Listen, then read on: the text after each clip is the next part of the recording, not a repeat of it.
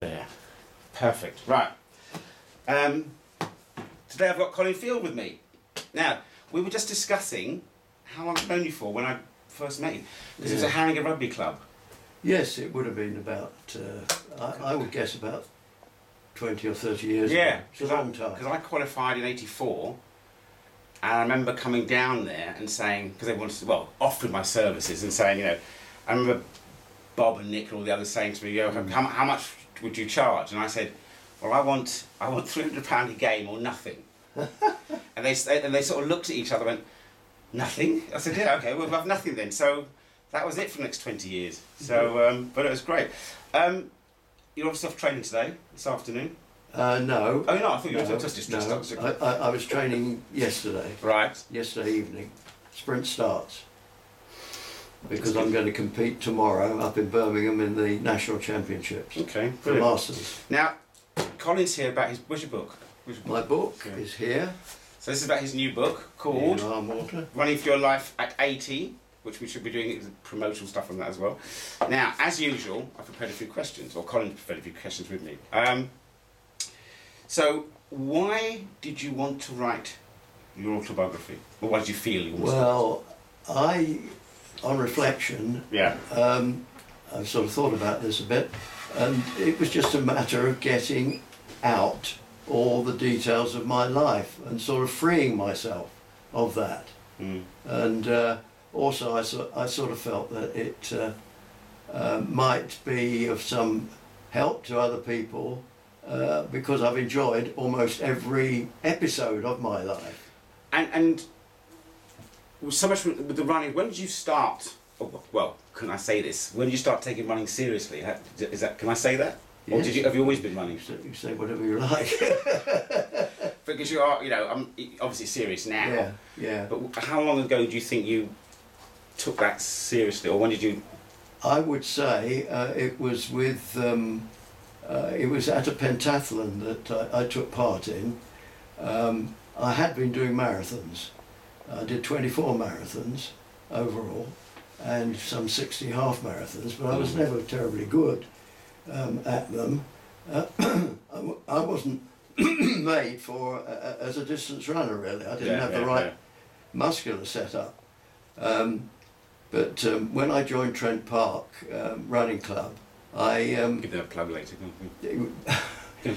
plug away as much as you want. Actually mention their name, we'll put it on the link as well. They get it. Go on. They organised a pentathlon. A bloke called John Denford organised a pentathlon, and it included a 400 metres as well as various other things. After the 400 metres, apparently I beat somebody who was quite rated as a 400 metre runner. But you didn't know that? I didn't know that, but I think it was because I built up that sort of strength by running marathons. I had the necessary endurance which you need to have for 400 metres.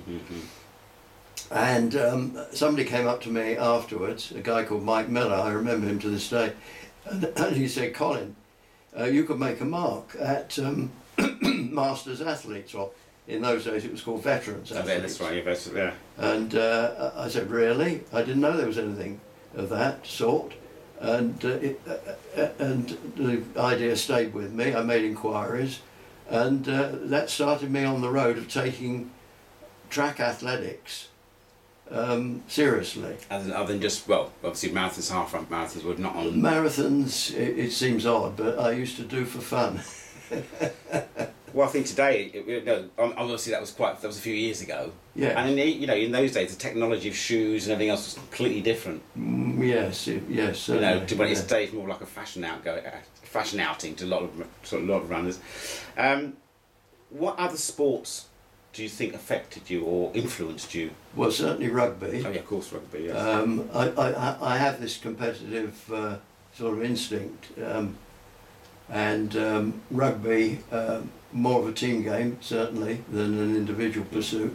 But I played rugby for many, many years for Esher and for Southend and for Harringay. Yeah, Harringay. That's when we met, wasn't it? That's when we met, Harringay, about 20, 30 years ago. I thoroughly enjoyed rugby. We went on tours abroad and we misbehaved. I don't think I better go into some of the things we did. They wouldn't go down well today. I stopped going on tours. I stopped going, and even in the tours in this country they went on. Yeah. I think I went on one. That was it. That was it. No rugby tour. Never doing that again. One came back with a lot of alcohol in the system, which actually took a day or two to get out of the system. Well, yeah, and also other things as well, behaviour. Well, behaviour in restaurants and at parties was on reflection. I'm just having flashbacks. I might need some counselling. I forgot all about that. Yeah. So for you went from marathon, half marathon into track athletics. Yeah. What do you think is special for you about, especially track, isn't it, we're talking about here? Yeah. What? That's a good question. I think really, as a masters athlete, it's the feeling of speed, which you still get just the same as you did when you were younger. Even though I don't like seeing videos of myself running nowadays, but I've seen this one. Go on. The illusion of speed is exactly the same, and it's wonderful. I never thought about that because I do a mile, and I like doing a mile. I know you do. Yeah. And you're right, because when people start wearing earphones when running, and I like trail running, as well. Yeah. You don't get that because you get cut off from the. So I never wear earphones when running, especially through the forest at Alexandra Palace. It's fantastic, and I forgot that it is that illusion of speed. Yeah. I'm just running, and now I realise what it is that attracts me. And the amazing because it's not the pain, is it? It can bring back your youth, because you feel just the same when you're running, when you're sprinting. I don't know. It was an illusion. No, go on. So much a distance running, people who plod the streets. I can't do that. No, you can't. I couldn't plod. No, I can't plod. Even when I did distance running, I was running for a target. I mean, this is why I see people who jog, and as a healthcare professional, I'm saying to people, look, don't jog. And as somebody asked me this morning, can you take me running? And I said, well, the first question I asked them was, what do you want out of this? Yeah. Do you want to lose weight? Do you want to put weight on? Do you want to lose body fat? Do you want to do that? Do you want to break a time? You've got to know what you want. People just put a pair of shoes and just jog, which is fine. Yeah. But then obviously there's the injury risk as well of jogging. But if you train, which is what you're doing, and I train, that's why I run the mile in sprints, because I'm actually training. And I always remind people that even sprinters run for 10 seconds. So why are you running for 3 hours? Why, if you know what you want to do.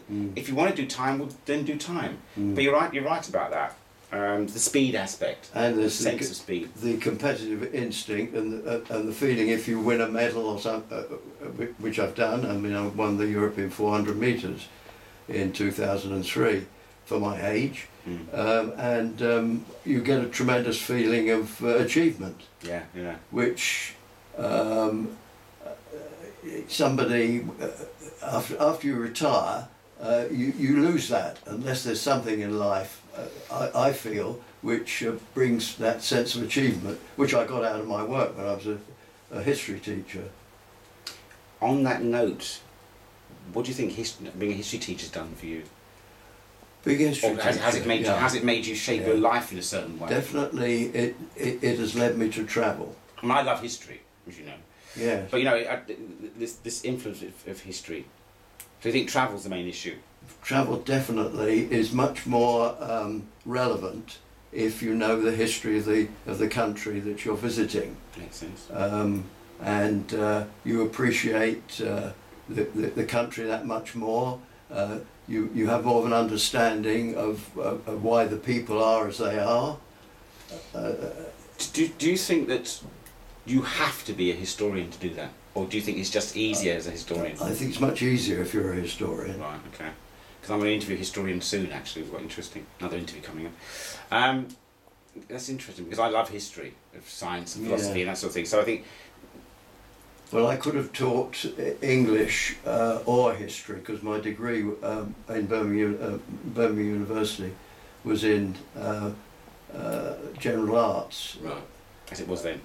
Is that subject now? I don't think that's a I subject. don't know. It was very good because it sounds like International Baccalaureate. It's general. English literature and history. What could be better? There you go. And you had to do a compulsory language, so I did the easiest I could find, which was Spanish, for a year. Okay, all right. That's easy. Go on, yeah. No, that's brilliant. It's brilliant. So you think? Well, the alternative was Russian. Oh, that's fair. That's fair. That's yeah. Spanish is easier. So, from that historical point of view as well, mixing history with running. Yes. What do you say about that? What's it Mixing done? history with running.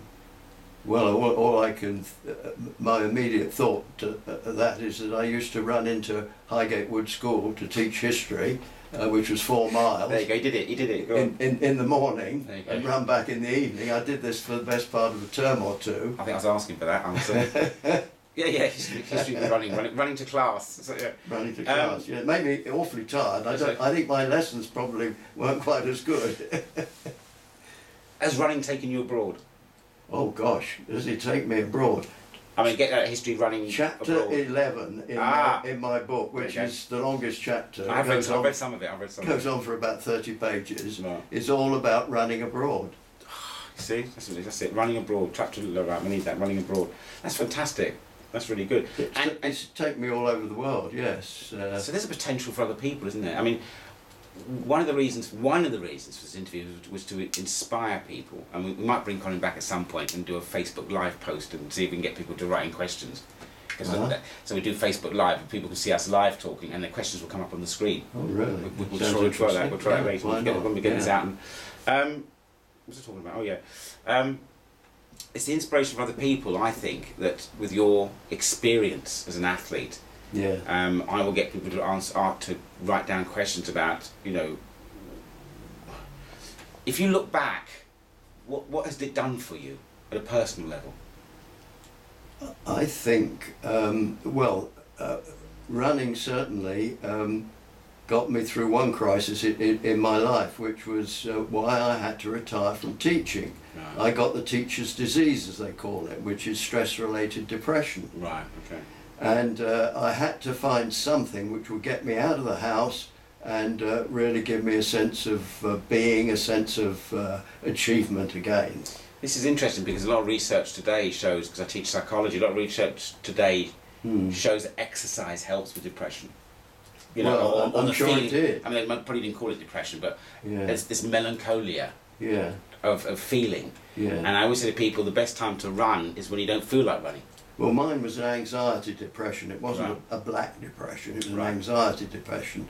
And to get out and commune with nature was just what I needed. Now that's why I said before about earphones, because now with earphones, people don't commune, I like that term. Apparently not. Commune with nature, because you're just shutting things down. Yeah. And I'm saying, to be able to run through woods, to run through forest, get that sense of speed and the sounds, just makes you alive. Yeah. And this reminds me of Running and Being by George Sheehan.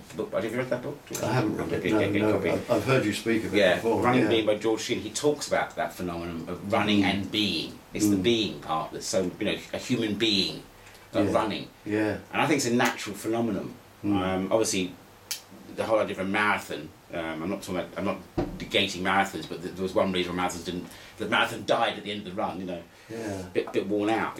I suppose caveman got this through hunting. And it's movement. It's basically movement. Isn't it? It's a whole thing about movement. Yeah. Were you a happy child? I was a very happy child. My parents were very caring, and they brought me up in a fairly disciplined sort of way. I love my mother deeply. My father was very, very interested and good at sport, and I think that rubbed off on me. His particular sports were tennis and badminton, and he was quite good at both. And I played tennis until I was in my teens, later teens, at his works club. And that, I think, I was always interested in some form of sport or other. If it wasn't tennis, then it would be cricket. If it wasn't cricket, it would be rugby. So why, when you would, I suppose, diagnosed with anxiety, depression, or Yeah, whatever. much later on, yeah. What sent you towards running instead of more of tennis or rugby, or was it just an addition? Only because I had a natural ability as a sprinter, not as a distance runner, and directly I knew, and I've explained how that came about, directly I knew that I could perform to a good standard and make a mark. That's the key. That's what I wanted. I think that's the key, yeah. In the other sports, I only did them at, shall we say, an ordinary level rather than a So that was the one you excelled superior. at? It's the one I excelled at. Yeah, that makes sense. What about your family life? I mean, brothers, sisters? Yeah, well, my brother, he also is quite an athlete. He's a keen swimmer. Didn't I meet him once? You did meet him. You went up the mountain somewhere in Africa. Yeah, that's right. Kilimanjaro. Kilimanjaro, so yeah, local mountain. He went up Kilimanjaro when he was in his 20s. I went up when I was, I think, in my 60s. Yeah. So you say he's an athlete. He's a very keen. He's a very good swimmer, and his elder daughter has actually swum in the Commonwealth Games. She seems to inherit his sort of genes. Okay, that sounds brilliant. So, any other siblings or sisters? Just just the one brother. Oh. Yeah. Okay. I'm trying to think. I have a daughter and a son, and 5 grandchildren. My son doesn't seem to inherit my athletic ability. Don't put him down. No. My daughter does though. They might want to see this video. So. She was an excellent gymnast. Okay. And a very good rider of a horse as well. How long do you think you're going to keep running for competitively? I wish you hadn't asked that question, Walter. Sorry. I'm gearing you up for it. I'm 82 years old, and my knees and one foot are beginning to play me up. So, quite frankly, the next few weeks I'm really thinking of not running any more competitively, but I will still go down to the running track and train, not to the intensity that I have been, but at least twice a week instead of 3 times a week. Okay, let's just keep ticking over. Yeah. I just feel like it's just an honour to interview you, basically. Yeah. I'm just trying to think of anything else we'd ask you. So, if you could look back again, your running history, and could give 1 or 2 pointers to a 20-year-old or 30-year-old, what would you say? I would say join a running club. I better not say which running club, not the one that I mentioned before, but a track and field club. Okay. And make sure it's a track and field club, because I am a member of a track and field club, one of the biggest in the country. It has a wonderful youth section. Join as early as you can while you're in your teens. And you'll find coaches there who will develop your abilities, and you'll find out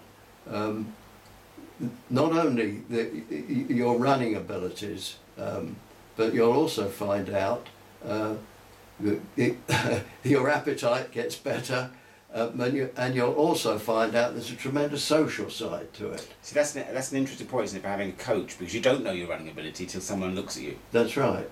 So. Well, I guess I used to win the 100 metres at school. There was another guy I was very competitive with. I can even remember his name to this day. So I think you do know fairly early on whether you have a certain sort of basic ability to run. Not that you'll make a great runner or anything. You don't have to. Yeah. I say don't have to. I said don't think you have to enjoy it. Enjoy it. That's my point. I point out in my book that I've only ever won 1 gold medal at any really high standard. I've won a lot of other medals, but mainly silvers and bronzes, and yet I've thoroughly enjoyed it. I suppose that's it, isn't it? The enjoyment part. It's the enjoyment part and the interaction with other people. I've never met anybody in athletics who I haven't liked. You hear that? That's good. And two of my closest two friends I've acquired through athletics. One goes right back to Birmingham University. Tomorrow I'm going over to Birmingham again with him for the national championships. And the other's my coach and rival and friend, Alan Carter. Who, I remember Alan. Yeah, I remember. You remember Alan? Yeah. Who it turns out these days he's held age better than I have. He's very good. Really? Yeah, I used to beat him. I remember him a few years ago. Well, thank you very much for your time. And don't forget, all the details will be down for Colin's book. So thank you very much for your time. Anything else? Anything you'd like to say? No, I think you've covered most angles. So all the details will be below, yeah. And it'll be linked up on all the social media platforms. So once again, thank you, Colin. Thank you for interviewing me.